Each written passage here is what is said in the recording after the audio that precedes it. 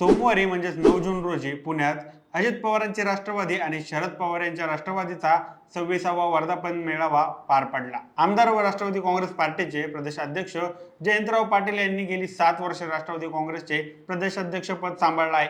ते एकीकडे जाणार तिकडे जाणार अशा वावड्या नियमित उठत आहेत, पण जयंत पाटील यांच्या तोंडात तुकाराम नथुराम ही भाषा घट्ट चिटकलेली आहे। विधानसभा निवडणुकीत त्यांच्या पक्षाला व आघाडीला लोकांनी नाकारलं, त्यामुळे शरद पवारांच्या राष्ट्रवादीची ताकद पूर्णपणे खिळखिळ झाली आहे। यामुळे जयंत पाटलांना त्यांच्या पक्षांतर्गत छुपा विरोध निर्माण झाला होता आणि ठाकरे बंधूत हात कोण पुढे करायचा, टाळी कोणी द्यायची यावरून आजही वादावाद सुरू आहे। अशातच मनसे अध्यक्ष राज ठाकरे आणि मुख्यमंत्री देवेंद्र फडणवीस यांची 12 जूनला ताज हॉटेलमध्ये एकत्र बैठक पार पडली।